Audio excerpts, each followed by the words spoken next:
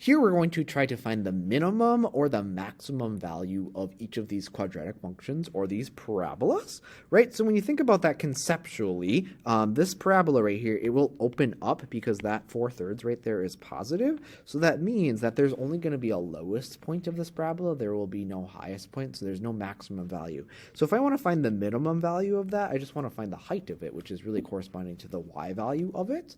So when we think about the equation that is given to us right here, this is in factored form. So what that tells us is if I just make a random sketch of this parabola right here is that it's going to cross through at 10 as well as at -2 because those are going to be the x-intercepts of the graph. So therefore, if I want to find where that minimum is going to occur, it's actually going to occur somewhere between -2 and 10 for x. So I'd have to find the middle of -2 and 10. So if I average those two numbers, you're going to get 8/2, which equals 4.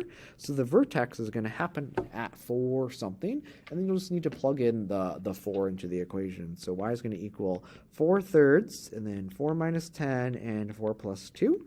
So you're going to get 4/3 of -6, and then of 6. So you're going to get 4 times -6 is -24/3 times 6. That's actually -8 when you divide that out, which times is with 6, which is going to equal -48. So therefore, at 4, -48, that's where the vertex occurs. So then we actually have the minimum value. So the minimum is actually going to be -48 for the value of that function. All right, and then jumping over here to function g, we can see that we've got -3 times basically x minus 0 times x plus 5.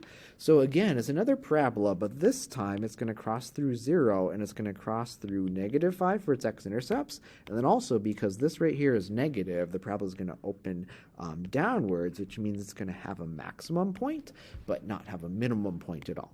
So, of course, the middle of the parabola is going to happen between -5 and 0, and the number that's right in the middle is -2.5.